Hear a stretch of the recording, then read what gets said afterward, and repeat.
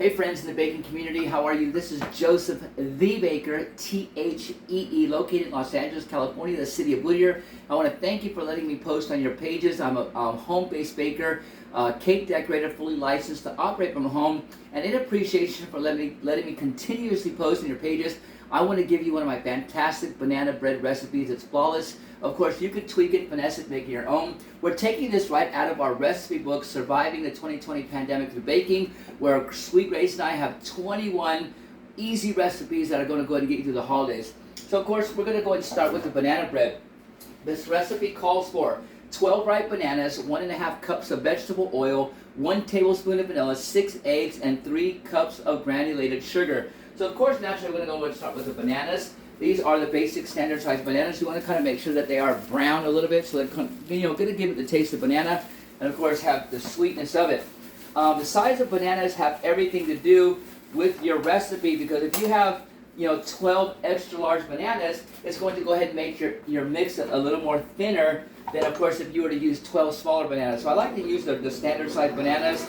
If you do end up getting the extra large bananas, maybe short a banana and put 11.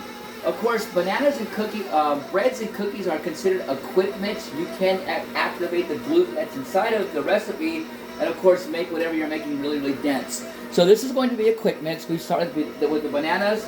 I'm slowly going to add the 6 eggs. Now in the 6 eggs, I also have the 1 tablespoon of vanilla. The type of vanilla has everything to do with what you're using as well too. I'm a very, very huge fan of vanilla. I love vanilla. I have all different sorts of vanilla. Now while that's mixing, we're going to go ahead and add our 1.5 cups of vegetable oil.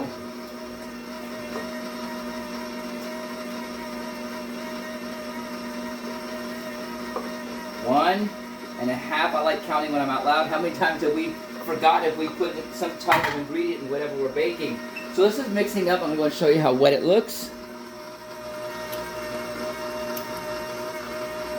Now you won't actually start activating anything until you put the dry ingredients in. We're going to go ahead and add the granulated sugar, which is 3 cups.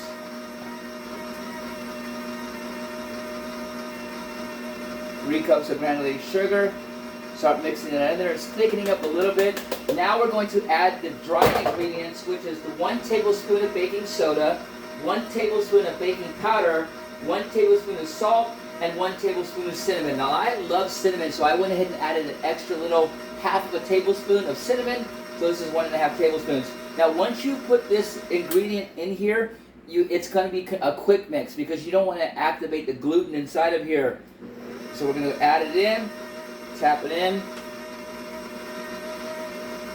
Again, you can find me on Instagram or Facebook by tapping that link that says Joseph the Baker, where I have lots of fantastic demos on baking and cake decorating.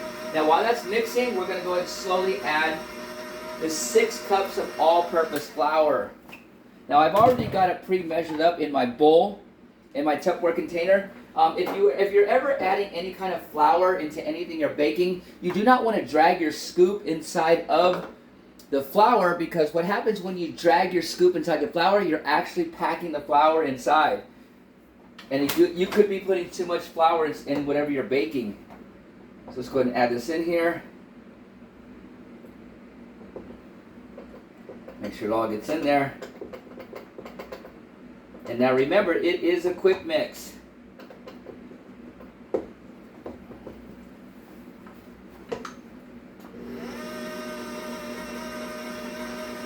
Get it a really, really good mix. You can smell the bananas. You can smell it. It smells really, really good.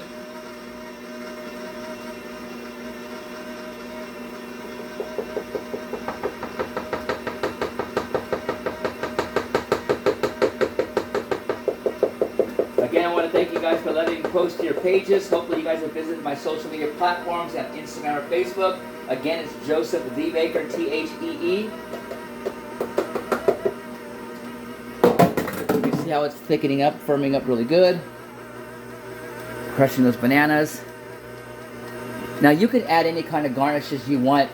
A fan favorite, of course, would be pecans or walnuts. Now I'm going to show you something really, really cool. Really, really cool. Let's go ahead and put a good tablespoon of peanut butter. Who doesn't like banana and peanut butter? One good hefty tablespoon of peanut butter and you're going to be good. It's going to give it a really, really good taste when you cut that bread. You want to make sure you break those bananas up a little bit. We're going to scrape the side of the bowl. Get all this flour right here because this might have some of the baking soda or baking powder on it. Get it really good. It's going to scrape the sides. You can smell the peanut butter and bananas. This is really, really good. Watch the reviews you get from your family or friends when you bake this banana bread. We are baking these loaves at 350 degrees for probably an hour and 10 minutes, but then again, it all depends on the size of pan that you're using. Now here, the second mix is going to be really, really quick.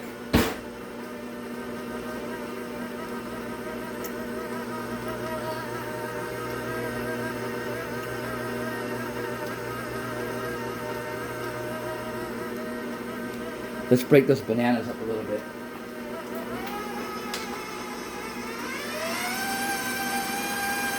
Not too much.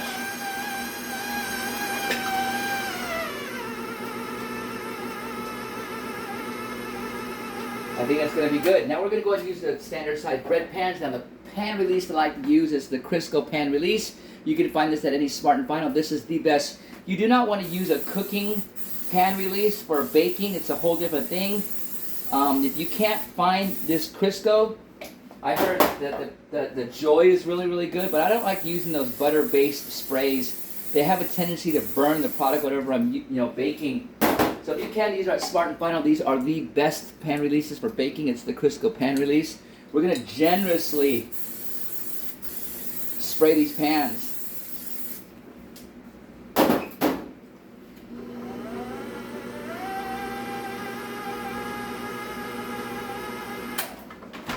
Go.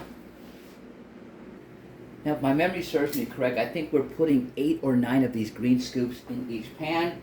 Consistency is everything, so we're going to count 1, 2, 3, 4, 5. We'll go ahead and start with 7, 6, 7. Now, your cook-bake times have to do with what size pan you're using and, of course, the scoop. Again, we're doing 7. 1, 2, 3, 4, 5, 6, 7. 1. You can smell the peanut butter. 2, 3, 4, 5, 6, 7. Let's do 2 more. 1, 2. Buckle my shoe. 1, 2. 1, 2. Using the last little bit, I think we can get 1 more in each. Half 1. Half 1. Oven's preset to 350. I believe this calls for an hour and 10 minutes. You would check this like you would your cakes by putting a toothpick through the middle and pulling it up. You guys, thank you so much for joining me. Again, you can find me on Instagram or Facebook by typing in Joseph the Baker, Thee. All these recipes are in our recipe book, which will be available for pre-sale again in another 2 weeks. You can find me on Instagram and or Facebook by typing in Joseph the Baker. Thank you. Have a great day. Happy baking, friends.